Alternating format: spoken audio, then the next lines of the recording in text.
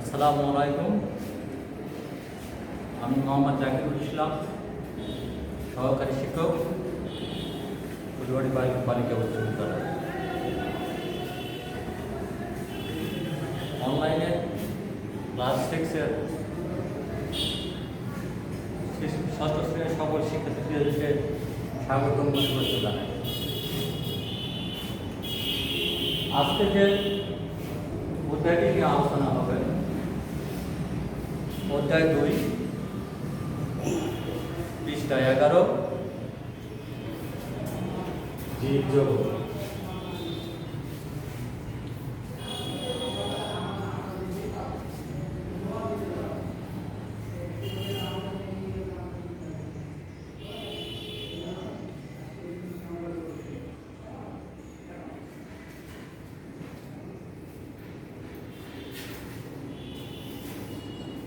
প্রিয় শিক্ষার্থীগণ, পৃথিবীর চারদিকে ছড়িয়ে ছিটিয়ে অনেক বস্তু রয়েছে। তাদের মধ্যে বড় এবং জীব রয়েছে। যাদের জীবন আছে তাদেরকে আমরা জীব বলি, এবং যাদের জীবন নেই তাদেরকে আমরা জড় বলি। আমি কতগুলো উপকরণ তোমাদের সামনে উপস্থাপন করি, লক্ষ্য করিও আমি সহকারে আমার হাতে একটি কীট পতঙ্গ রয়েছে। এখানে কিছু গাছ রয়েছে, এখানে ইটের টুকরো রয়েছে, চক গাছটা রয়েছে এবং চক রয়েছে। তাহলে আমরা এখানে লক্ষ্য করতেছি যে এখানে কতগুলো জীব রয়েছে এবং কতগুলো জড়বস্তু রয়েছে। তাহলে কোনটি জীব? তোমরা নিশ্চয়ই আমার হাতের ছবিগুলো দেখে লক্ষ্য করতে পারছো যে এই গাছের পাতাগুলো আমি এবং যে কীটপতঙ্গ দেখালাম সেটা হচ্ছে জীব। তাহলে আসো আমরা আজকে জীবের প্রধান বৈশিষ্ট্য নিয়ে আলোচনা করব।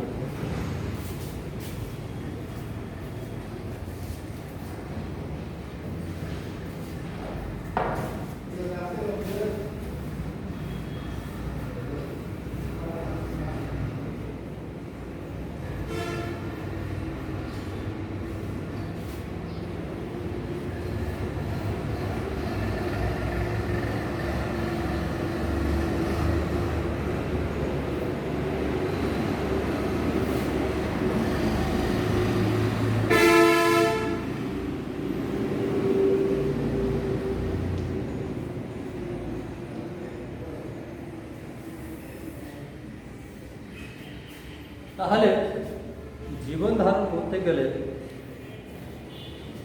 বা জীবন ধারণের জন্য প্রতিটি জীবের নির্দিষ্ট কোনো না কোনো বৈশিষ্ট্য রয়েছে। আমরা প্রথম বৈশিষ্ট্য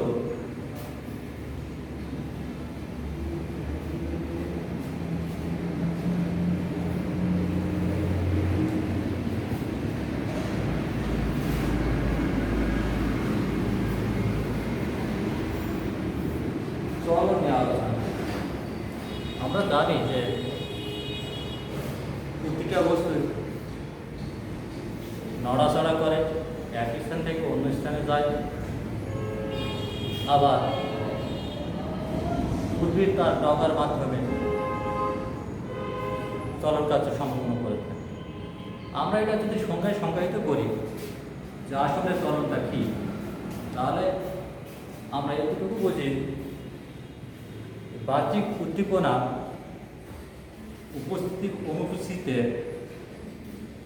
জৈবিক প্রয়োজনের তাগিদে নির্দিষ্ট স্থানে স্থির থেকে জীবের অঙ্গ প্রত্যঙ্গের সঞ্চালনকে বলা হয়। তাহলে কী হলো? বাহ্যিক উদ্দীপনা উপস্থিতি অনুপস্থিতি জীবের জৈবিক প্রয়োজনের তাগিদে একটি নির্দিষ্ট জায়গায় স্থির থেকে জীবের সঞ্চালনকে চলন বলে। এটাকে যদি আমরা সহজ অর্থে বলি বা সংক্ষিপ্ত আকারে বলি, তাহলে এতটুকু বলতে পারি যে দিকমুখী উদ্দীপনা বা উদ্দীপনার মাত্রা তীব্রতার প্রতি একটি জীবের সহজাত আচরণকে চলন বলে। তাহলে বৈশিষ্ট্য একটা আসতেছে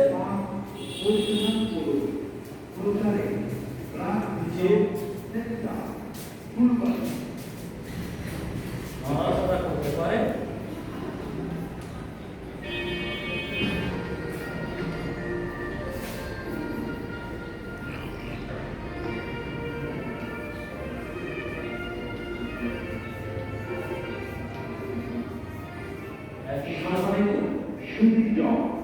বিশ্ব দৃষ্টি দিবস 2020 বিশ্ব দৃষ্টি দিবস 2020 যাহা একটি জড় বস্তুর পক্ষে সম্ভব নয়। আমার হাতে যে পাথরের খণ্ডটুকু আছে বা চৌরাশন আছে, আমি যদি এখানে রেখে দিই তাহলে যে অবস্থায় রেখে দিছি সেই অবস্থায় আমি করতে পারবো। আমি চেষ্টা করবো নড়াচড়া করতে পারছি, যাইতে পারতেছি।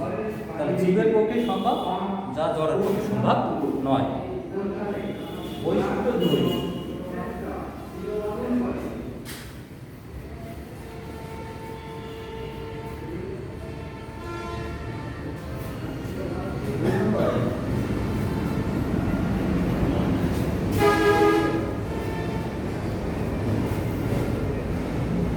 প্রতিটি জীব থেকে খাদ্য গ্রহণ করে।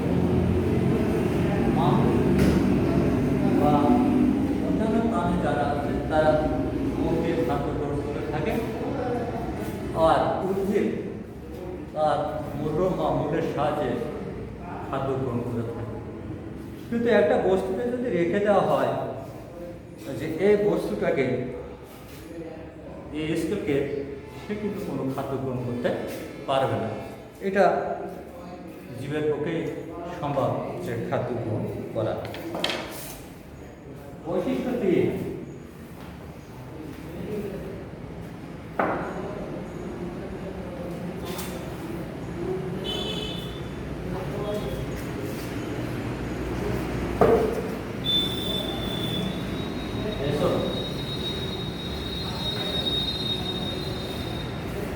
রেশন হচ্ছে জীবের অন্যতম প্রধান বৈশিষ্ট্যের মধ্যে একটা। কারণ এই রেশনের মাধ্যমে প্রাণী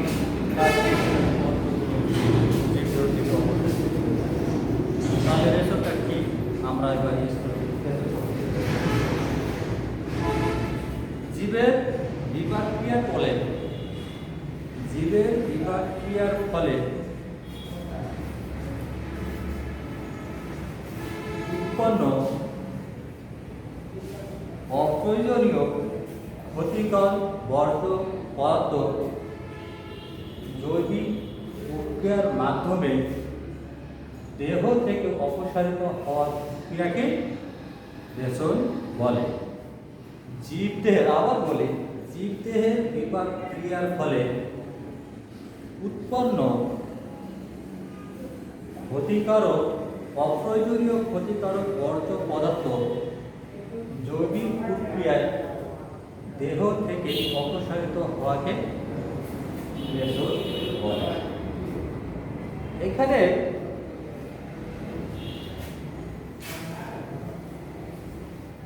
মূত্র এবং কার্বন ডাই অক্সাইড ত্যাগ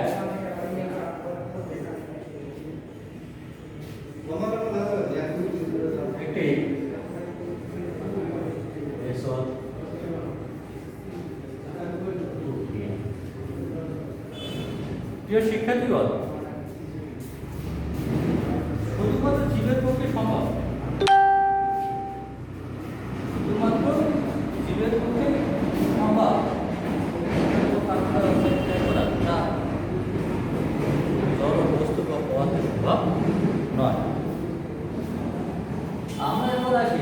4 নম্বর বৈশিষ্ট্য।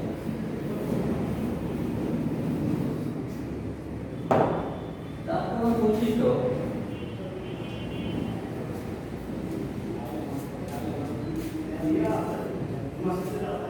অনুভূতি। দেখো আমি হাতে এখানে সিমটি দিলাম, আমার ব্যথা লাগতেছে, পায়ে ছুঁড়ে দিলাম, ব্যথা লাগতেছে। আমি তীব্র আলো যদি আমার চোখে কেউ টর্চ লাইট জ্বালায়, তাহলে আমি চোখ বন্ধ করি, তাহলে আমার শরীরে ব্যথা লাগা, চোখ বন্ধ হয়ে যাওয়া কিন্তু আমাদেরকে তাহলে প্রিয় শিক্ষার্থীগণ, তাহলে থাকতে পারে যে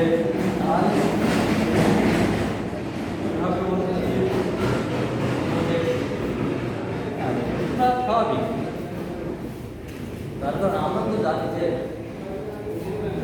আমরা না দিলে বসতে পারি, ব্যথা লাগছে, এটা পারে না। তবে আমরা এতটুকু জানি, এখন বর্তমানে একটা গ্রাম্য ভাষায় আমরা কথা বলি বা জানি যে যার গুণ আছে তাকে বলা হয় গুণবতী, যার বলা আছে তাকে বলা হয় গুণবতী, আর যার লজ্জা আছে তাকে বলা হয় লজ্জিত। এখন লজ্জাবতী নামে একটা উদ্ভিদ আছে বর্তমানে বিলুপ্ত পথে, যে উদ্ভিদটাকে স্পর্শ করলে সেই উদ্ভিদের পাতাগুলো চিকন বা বন্ধ হয়ে আসে। এখন সেই উদ্ভিদটা বিলুপ্ত পথে মনে হয়। আমি আজকে তোমাদের দেখানোর জন্য অনেক চেষ্টা করেছিলাম রাস্তাপথে আসার সময়, যে খুঁজে যদি পাই তোমাদের দেখাবো, তবে দিনাজপুর রামসাগর গেলে তোমরা দেখতে পাবে যে সেখানে লজ্জাবতী উদ্ভিদ আছে। আমি যদি এই চকদাসটাতে শুয়ে পড়ে, তাহলে কিন্তু সে কিন্তু এই চকদাসটা কিন্তু কোনো অনুভূতি প্রকাশ করবে না, তার কারণ এটা একটা জড় বস্তু। প্রিয় শিক্ষার্থীগণ, আমরা আসি 5 নম্বর বৈশিষ্ট্য।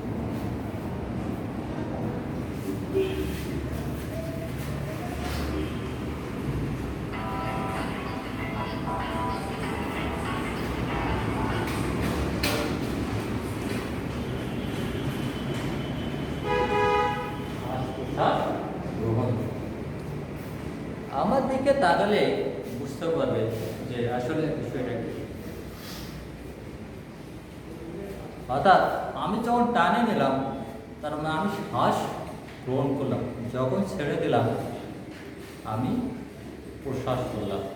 তাহলে প্রতিটা জীব যখন জন্মগ্রহণ করে তখন থেকেই সেটা শ্বাস প্রশ্বাস গ্রহণ করতে থাকে।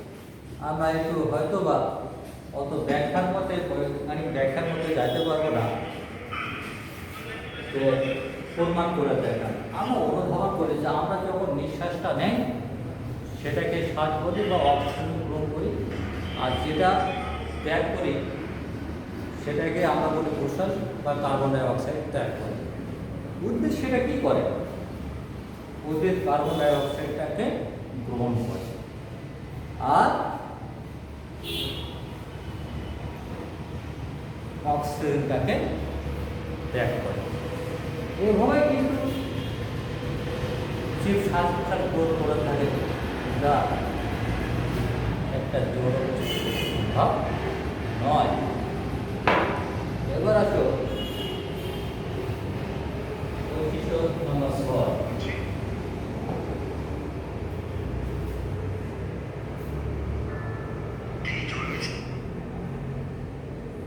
নম্বর হলো বৃদ্ধি। প্রতিটি জীব, এখানে পূর্বে আলোচনা করলে হয়তো আরো একটু ভালো হতো। আমাদের বিজ্ঞানের ভাষায় 2টা ভাগে ভাগ করি আমরা বিজ্ঞানটাকে, একটা হলো জীব আর একটা হলো জড়। এই জীব যেটা আছে, জীবটাকে আবার 2টা ভাগে বলা হয়, একটা হলো উদ্ভিদ আর একটা হলো প্রাণী। আর জড় যেটা, সেটাকে একটাকে বলা হয় পদার্থ আর একটা হলো রসায়ন বিজ্ঞান। তাহলে এখানে মানুষ হচ্ছে জীব প্রাণী, এখানে যে উদ্ভিদগুলো নিয়ে আসে সেই উদ্ভিদগুলো হচ্ছে এগুলো জীব। এগুলা কি করে? এরা হলো উদ্ভিদ। এরাও মানুষের মতো ছোট থেকে ধীরে ধীরে বড় হয় এবং এক সময় অনেক বড় হয়। আমরা যেমন শিশু থেকে কৈশোর থেকে যৌবন, তারপরে মৃত্যু হয়ে যায়।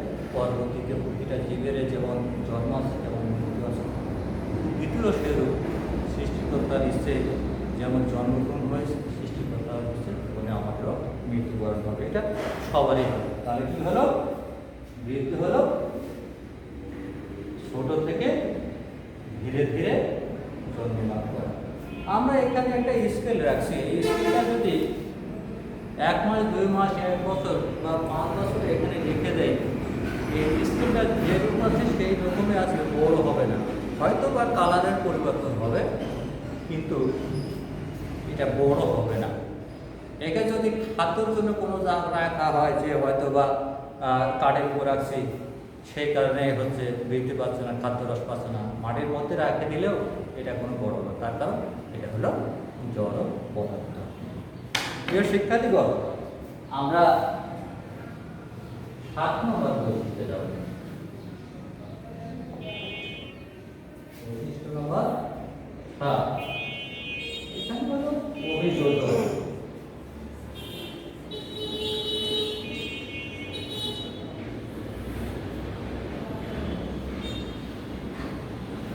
অভিযোজন হচ্ছে একটা পরিবেশের সঙ্গে, অভিযোজন হচ্ছে একটা পরিবেশের সঙ্গে নিজেকে মানিয়ে নেওয়া বা খাপ খেয়ে নেওয়া। আমরা যদি অন্য একটা প্রসঙ্গে আসতে চাই বা অন্য বইয়ের কথা দিয়ে আলোচনা করি, তাহলে হয়তো বা বাংলাদেশ বিশ্ব পরিচয় বই পরিণত পাবেন, যে সেখানে দেওয়া আছে যে সামাজিকরণ একটি জীবন প্রক্রিয়া। জন্ম থেকে মৃত্যু পর্যন্ত মানুষকে নিজ নিজ বিভিন্ন পরিবেশে বিভিন্নভাবে নিজেকে খাপ খেয়ে চলতে হয় বা নিজেকে মানিয়ে নিতে হয় এক একটা পরিবেশে। এই মানিয়ে নেওয়ার প্রক্রিয়া যেটা, সে প্রক্রিয়াকে আমরা বলি সামাজিকরণ। সেম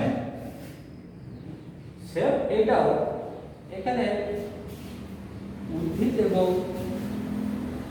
প্রাণীকেও, যেখানে দেখা গেল যে ফুলবাড়ির যদি উদ্ভিদটাকে বিরামপুরে লাগানো যায়, ঠিক ওইখানকার পরিবেশে, যে পরিবেশে রোপণ করা হবে সেখানে সে কিন্তু আমি যদি এখান থেকে দেখা গেল চাকরি সুবাদে দিনাজপুরে চলে গেলাম, ওখানে যে মানুষরা থাকবে বা যে মানিয়ে নেওয়াটাই হচ্ছে। তাহলে আমরা অভিযোজন কি এটা জানলাম। আমরা যদি এই চকটাকে যদি এখান থেকে বিরামপুরে নিয়ে যা রাখি, এই চকটা কিন্তু এই রকমের থাকবে, ওখানে থেকে মানি না একটা জড় পদার্থ বা জড় বস্তু। শিক্ষার্থীগণ, আমরা লাস্ট অর্থাৎ 8 নম্বর বৈশিষ্ট্যে যাব।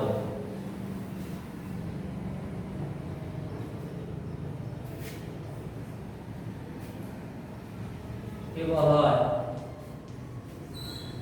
প্রজনন বা জনন। এটা তোমাদের পাঠ্য বইয়ে 12 পৃষ্ঠায় যখন পাঠ এটা আলোচনা করা হচ্ছে, তখন সেখানে 3 নম্বর বৈশিষ্ট্যের মধ্যে যাওয়া ছিল। আমি এটাকে একটু সবার লাস্টে নিয়ে আসলাম এই কারণে, এই যে জীবের প্রধান বৈশিষ্ট্য নিয়ে যা আলোচনা করা হলো, সেই প্রধান বৈশিষ্ট্যগুলোর মধ্যে সবচেয়ে অন্যতম বৈশিষ্ট্য হল প্রজনন। অন্যতম বৈশিষ্ট্য প্রজনন বলার কারণ হচ্ছে এটা, যে প্রজনন না হলে উপরে যে বৈশিষ্ট্যগুলো নিয়ে আলোচনা করা হলো, সে বৈশিষ্ট্যগুলো আসতো। তাহলে প্রজননটা কি? প্রজনন হচ্ছে যে জৈবিক প্রক্রিয়া প্রক্রিয়ার মাধ্যমে জীব তার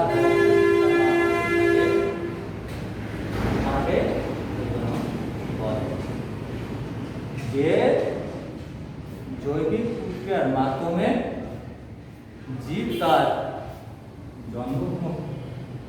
বংশবিস্তার লাভ করে থাকে তাকে প্রজনন বলে। দেখো আমরা একটা ধান থেকে মাঠে যখন ধান লাগাতে গেল, ওখানে ওই একটা ধান গাছ থেকে অনেকগুলো পরবর্তীতে ধান দেবে, ওই ধানগুলো আবার পরবর্তীতে যখন চারা রোপণ করা হয়, চারা ওখান থেকে আরও প্রচুর হয়। তদ্রূপ মানুষের ক্ষেত্রেও, পশু পাখির ক্ষেত্রেও এই প্রজননের মাধ্যমে কিন্তু বংশবিস্তারগুলো হয়ে থাকে, যাহা এটা জলপথের মধ্যে আমরা এই প্রজননকে তোমাদের হয়তো পাঠ্য হয়ে এই তোমাদের জানার সুবিধার্থে আমি একটু কথা বলে নিই। সেটা হচ্ছে প্রজননকে আমরা দুইটা ভাগে ভাগ করি, একটা হলো যৌন প্রজনন আর একটা হলো অযৌন প্রজনন। তো প্রিয় শিক্ষার্থীও, এই বিষয়গুলো নিয়ে যে প্রজনন, রেশন, তারপর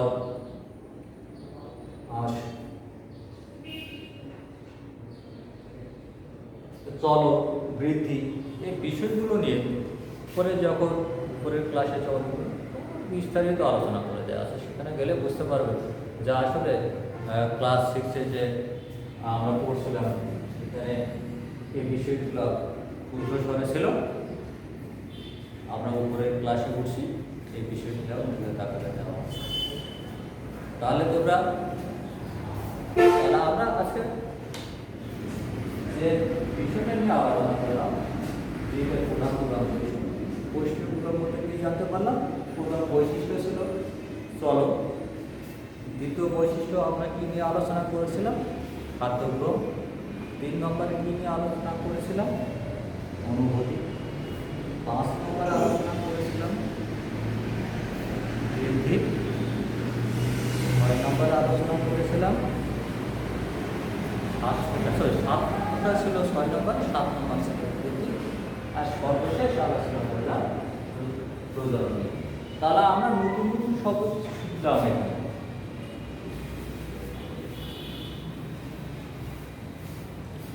আমরা কিছু নতুন শব্দ শিখলাম।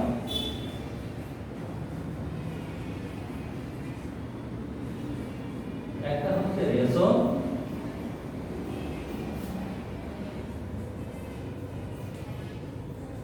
প্রজনন,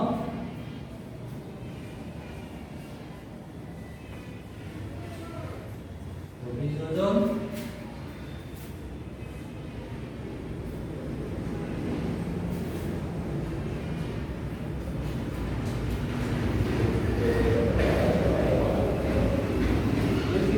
এখানে একটা বিষয় জানে নাকি যে এই উদ্দীপনাটা আমাদের অনুভূতির মূল।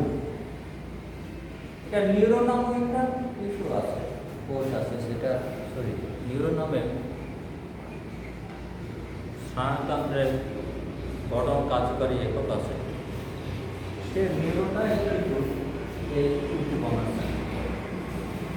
আর একটা মানুষের মস্তিষ্কে, একটা মানুষের মাথার মগজের মধ্যে 10,000, এটা মনে রাখিও, তোমাদের পাঠ্য বইয়ের মধ্যে সংক্ষিপ্ত নয়, তারপরে জানার জন্য আমি বলতেছি।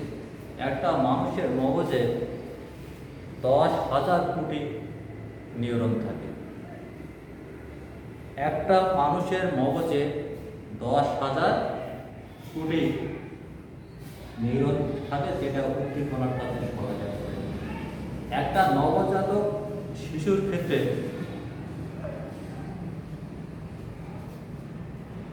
100 বিলিয়ন নিউরন থাকে, যেটা শিশুর ভূমিষ্ঠ হওয়ার পরে নড়াচড়া করাতে সাহায্য করে। এবং সম্পূর্ণ মাথাটাকে মিলিয়ে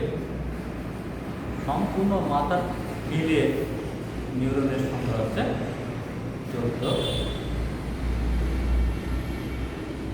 কোটি। তো সেখানে এই বিষয়গুলো মনে রাখার চেষ্টা করবা। আর তোমাদের বাড়ির কাজ থাকতেছে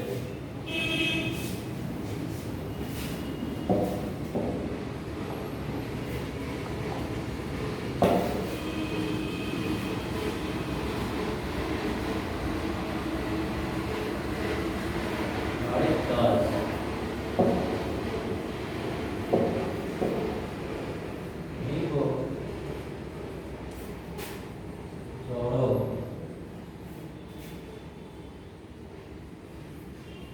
বস্তুর মধ্যে